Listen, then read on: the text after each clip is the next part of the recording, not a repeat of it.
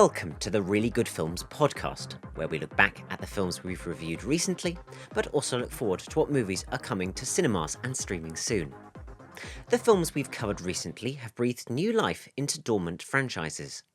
They are also all led by cops with an endless number of effortless quips. First, we'll head to Florida for Bad Boys for Life and Bad Boys Ride or Die. And then we'll travel to the other side of America to the land of movies itself, Los Angeles, for Beverly Hills Cop, Axel F. Now we know what's coming up, it's time for our extended review of Bad Boys for Life. Bad Boys for Life sees Miami detectives Mike and Marcus up against a mother and son pair of crime lords who wreak vengeful havoc on their city. Bad Boys for Life had a tough mission to bring fans a sequel worthy of the Bad Boys name over a decade and a half later. I'm happy to say that, for the most part, the film is a successful revival of the series. Smith and Lawrence have fantastic chemistry and are still put front and centre of the movie, with their younger co-stars firmly in supporting roles. Some of the reviews from fans of the previous films seem a bit unfair. The movie had to acknowledge that it's been a while since we've seen these characters, and rebuild the world to a certain extent. That means, unfortunately, there will be slow moments and a bit less action. However, the film has several fast-paced, bombastic sequences that should please action aficionados. The bigger issue lies with the serious moments later in the film, where, due to a fear of being too boring or melancholy, such moments are rushed or insert jokes, reducing their impact. Despite this, Bad Boys for Life is a perfectly solid sequel that paves the way for more installments, and is therefore worth a watch. Next, it's time for Bad Boys Ride or Die. Will it live up to prior series entries? Here's our extended review. Bad Boys Ride or Die sees Miami cops Mike and Marcus embark on a dangerous mission to clear the name of their former captain, who's been accused of having links to drug cartels. Bad Boys Ride or Die is an enjoyable movie that further builds on the expanded cast established in the last film.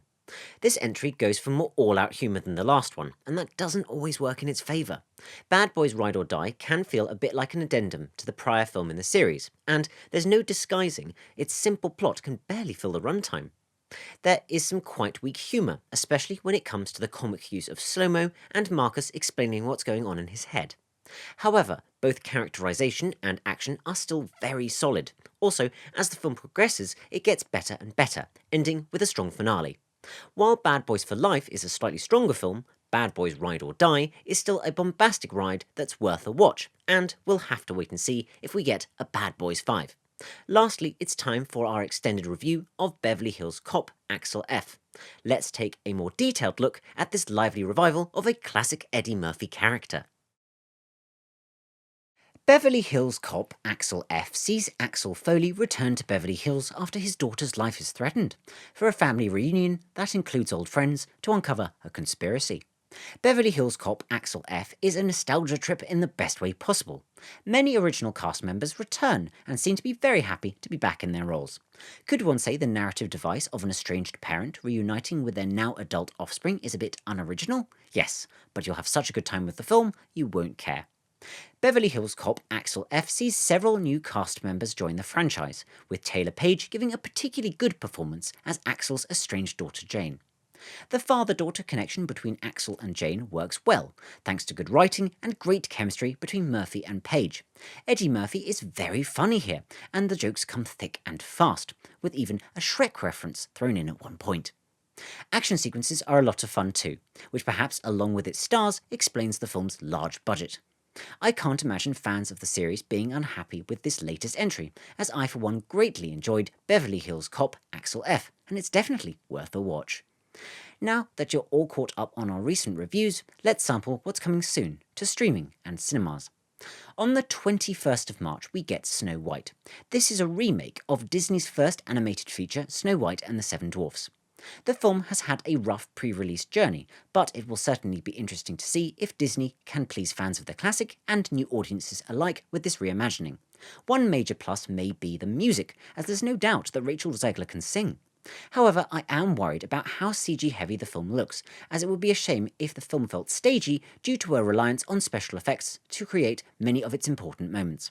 Hopefully my worries are unfounded, and the film proves a solid update to the 1937 original. On the 28th of March, we get Novocaine. The film follows Nathan, who is incapable of feeling physical pain. His rare condition turns into an unexpected advantage when he must save the girl of his dreams from a kidnapping. Novocaine seems like the sort of film that you can just turn your brain off and enjoy. Jack Quaid seems to be enjoying playing Nathan in this action comedy filled with physical gags. This film looks like a lot of fun, with hopefully more hits than misses in terms of its humour. While some of the jokes feel like they are trying a little too hard in the trailer, I'm sure overall Novocaine will be an exciting and side-splitting movie that will satisfy audiences upon its release. Also on the 28th of March, we get La Cocina. The film follows the staff of a bustling Times Square kitchen as dreams and desperation collide in their pursuit of the elusive American dream. La Cocina looks like it will be an intense peek into the lives of restaurant workers. Shot in an intimate manner, the pressure of the environment the film depicts is immediately apparent in the trailer. At the heart of films like this, there have to be interesting and empathetic characters, which indeed seems to be the case here.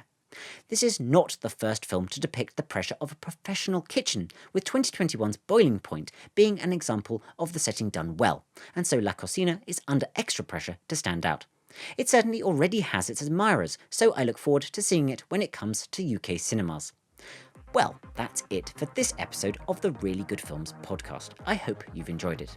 If you want more from Really Good Films, don't forget to follow us on social media, and of course, subscribe to the podcast too, wherever you get your podcasts. We can't wait to review more films for you soon.